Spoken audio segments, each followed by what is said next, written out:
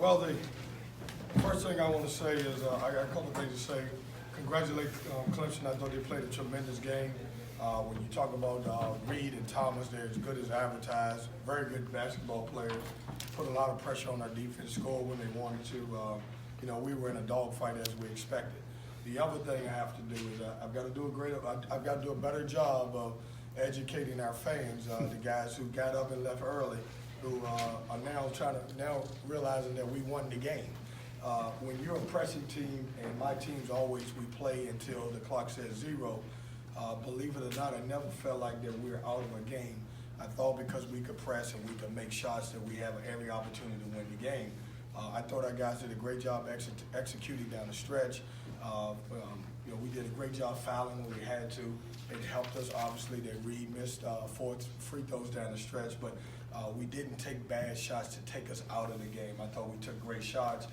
Give C.J. Bryce a lot of credit. He drove, could have forced up a shot, pivoted, did a great job fouling Braxton, and obviously I'm sitting up here smiling because Braxton made his first 3 of the night. So what a great play call that was for me. I knew it was going to happen. Last night when I was dreaming, I was like, Braxton Beverly's going to hit this big shot at the end and win the game. And, man, what a great coach I was tonight. So, questions? Kevin, you sort of touched on this about being a pressing team, but I was curious what the message was you were telling your guys down 6 with 30 seconds left, just kind of keep extending the game as long as you could. Yeah, I told them believe. I mean, look, when you're down 6 with that fewer seconds left, you're either going to take bad shots, you're going to do something that's not going to help you win. Don't put us in a situation where we won't have a chance to win. I felt like we would win the game or have a chance to win the game. And I thought our guys showed composure. It's something that we haven't showed in the past as we continue to develop this program. But I thought our guys did a tremendous job listening to all the timeouts and when to foul. And I wanted to tell the referees when we got our first trap, I was like, we're not trying to foul. They listened to me. They didn't trap. We passed it out. We thought we had a steal underneath the basket when Reed caught the basketball, and then we fouled him and he missed the free throws. How much difference is the team now that Markelle's back? Well, it gives us a guy who can, number one, pass the ball. He's a veteran. They'll listen to him. And it also gives us a guy who can score when we need to. I went into this game saying if he was ready to play after he warmed up, I was going to pay him about 10 minutes. And each time that he came out the game, I would ask him, how is he doing? And he felt good, so I wanted him to go more and more. It just gives you another veteran guard that you can rely on. We're talking about the guy who led the ACC in assists last year. I've just asked him to be able to score the ball this year. We're fortunate to be back home. You think about this is the toughest league in college basketball, and we played 3 games away from the PNC.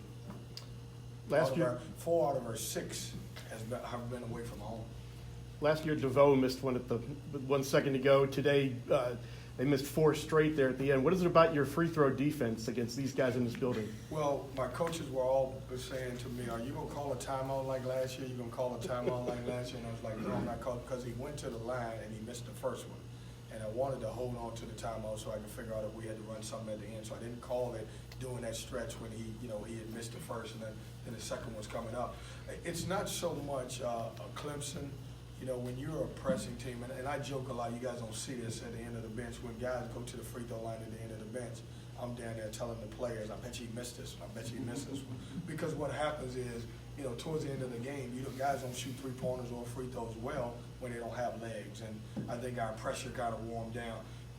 We don't always press to get steals, we press for these type of situations sometimes. Davey didn't make a 3-pointer, and Braxton Beverly gets a lot of credit with the 3-pointer at the end himself, but he held in very well defensively against Marquise Reed, who clearly was targeting him. What are you talking about, What would you Braxton? say about the defense between Braxton against Reed and then the fact that they did not make a 3-pointer?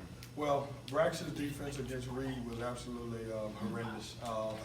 They did a great job of switching screens, getting Braxton on Reed. Not that he didn't defend him well, he was able to shoot over him.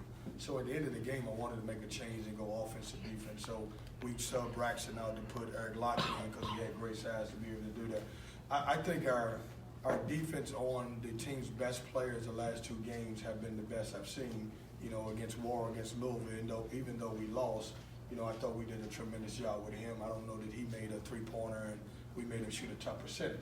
When you look at Reed, certainly he's a great player and had a good night as far as 19 points, but we wanted him to take 17, 18 points to get there, and then obviously I thought we defended the three-point line very well. Coach, you mentioned not taking the time out there before the final play, but you had gathered your guys up there shortly before to draw something up. Was there a plan in play if he had missed, maybe at least that second free throw there, or was that just letting the players go? Yeah, so what happens is, in this situation, and I'm on the other end, if we're in that situation, I'm telling our guys, don't foul. And so, coaches, our discussion was with, I think it was like 9 seconds or maybe even 7, I think it was 9. Do we let Braxton Beverly go to the free throw line and do we let him make both of them, or do we try to miss the second?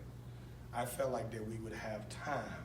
And so we talked about, hey, look, they're probably going to foul us because obviously, I would do the same thing, with less seconds on the clock and send him to the line and making 2 free throws don't hurt you. If he missed, maybe we'll get the rebound. One of the things we talked about is, all right, are we going to let him make these 2 free throws and hopefully he will make them, or we're going to rely on our pressing defense to get back down the court and get us back down there where we're going to trap, and if we don't get a steal on the trap, we're going to foul right away. We did, and obviously we got a rebound with the missed free throws and came down and made a shot. Coach, what does a win like this do for you mentally with the quick turnaround and the tough Virginia team on Monday? Yeah, this was a tough scout game for us. We got back, 1:30, 2 o'clock in the morning from Louisville. We had to turn around the next day and prepare for a Clemson team and not play at 8 o'clock or 7 o'clock game tonight. We had to play at 2. So it was a lot of emotion. We went through, we watched film last night. We watched film yesterday. I had to make a decision, and it was a tough decision, whether we would do a shoot around this morning. Get on the floor and go over their plays again. I decided not to. When we play a 12 o'clock game, I typically don't do a shoot around.